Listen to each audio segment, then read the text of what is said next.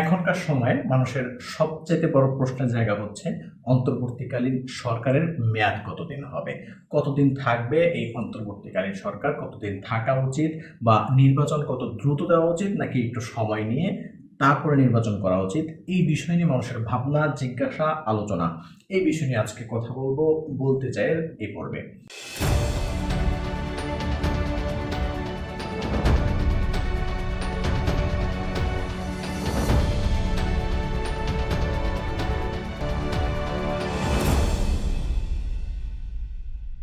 দেখুন, আমরা যেই বিষয়টির কারণে আমরা দেশকে মুক্ত করলাম সেটি হচ্ছে একটি ফ্যাসিস্ট শাসন থেকে আমরা দেশকে মুক্ত করবার জন্য, ফ্যাসিস্ট শাসনমুক্ত দেশ গড়ে তোলবার জন্য।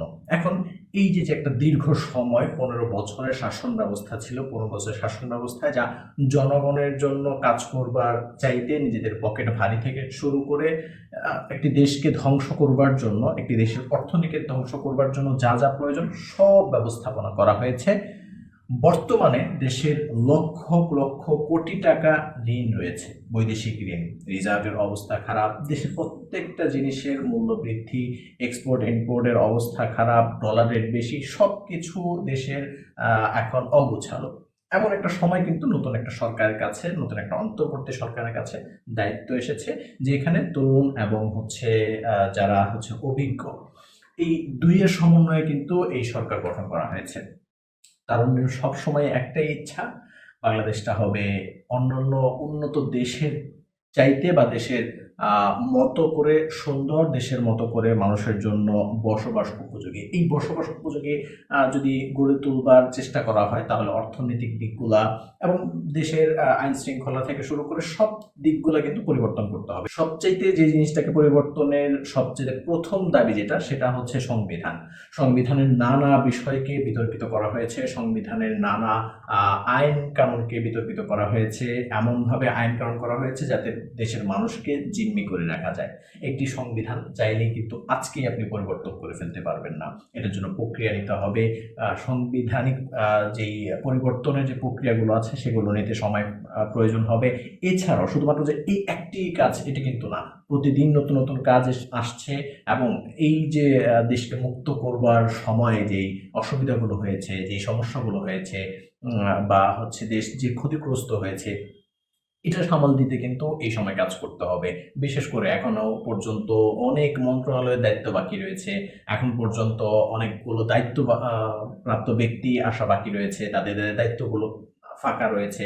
পরিকল্পনা করতে হচ্ছে, নতুনভাবে দেশকে সাজাতে হচ্ছে, দেশের বর্তমান অবস্থা অবলোকন করার প্রয়োজনীয়তা দেখা দিয়েছে। অনেকগুলো কাজ যা আমার মনে হয় যে একজন যিনি শাসক আছেন তিনি যদি 24 ঘন্টা করেও কাজ করেন তারপরেও এত সহজে কিন্তু এই কাজগুলো করে ফেলা সম্ভব না।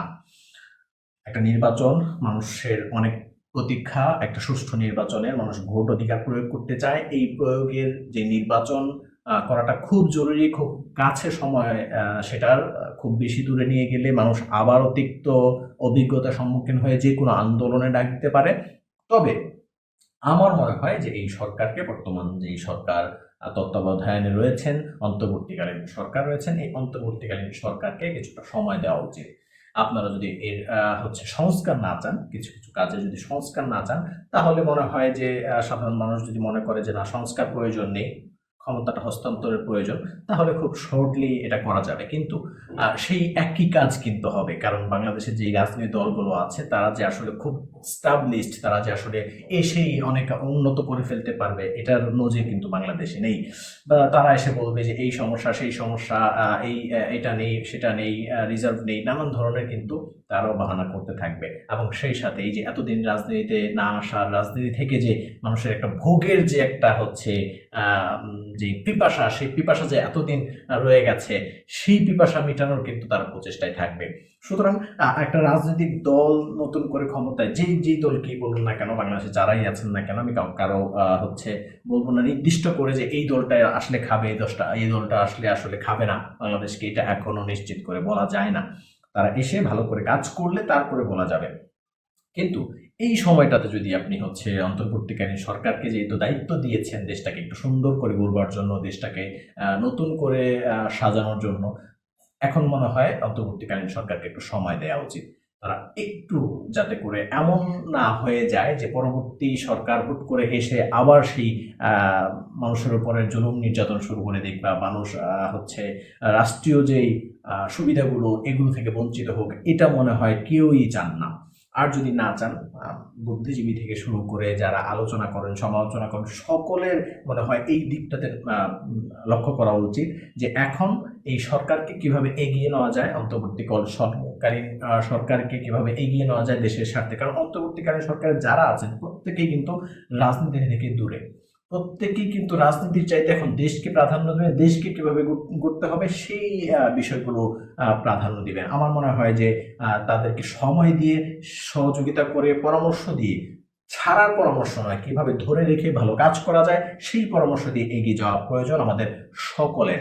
এবং সেই সাথে যারা অন্তর্বর্তীকালীন সরকারে আছেন তাদের প্রতিও যে অনুরোধ থাকবে, তাদের প্রতিও যে মেসেজ থাকবে, সেটি হচ্ছে যে আবার যেন সাধারণ মানুষ একঘেয়ে না হয়ে যায়, আবার যেন আপনাদের প্রতি কোনো তিক্ত অভিজ্ঞতা না হয়ে যায় মানুষের, সেই দিকটা লক্ষ্য রাখা প্রয়োজন। এবং সেই কালক্ষেপণ করতে গিয়ে, সেই গোছাতে গিয়ে বা হচ্ছে সংস্কার করতে গিয়ে এমন দেরি না হয়ে যায় যে মানুষ অধৈর্য হয়ে যায়। কারণ বাংলাদেশের মানুষ এমনিতেই অধৈর্য, সময় দিতে মানুষ খুব সময় নষ্ট করতে প্রয়োজন, নষ্ট করতে তারা ভালোবাসে, কিন্তু সময়কে কাজে লাগিয়ে সময় অপেক্ষা করে আসলে সেটা করবার সুযোগ থাকে না বাংলাদেশের প্রেক্ষাপটে।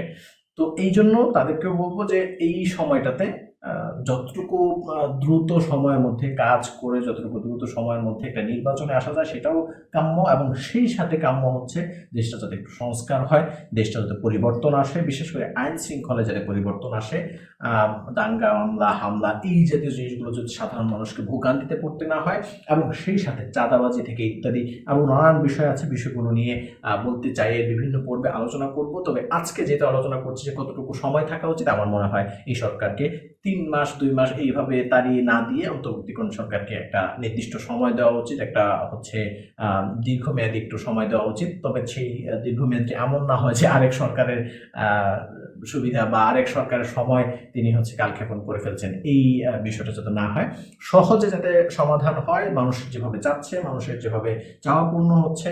এবং আমার মনে হয় যখন এই অন্তর্বর্তীকালীন সরকার কাজ করতে শুরু করবে, মানুষের সুবিধাগুলো সেই মানুষ ভোগ করতে শুরু করবে, তখন মনে হয় এটা আরো সহজ হয়ে যাবে মানুষের কাছে মেনে নেওয়া, এবং মানুষও মনে করবে যে ঠিক আছে, তাদেরকে আরো সময় দেওয়া যাক সংস্কারের কাজে। আশা করব এমনটাই করবেন, এবং সাধারণ মানুষও আপনাদের পাশে আছে ইনশাআল্লাহ। আসসালামু আলাইকুম।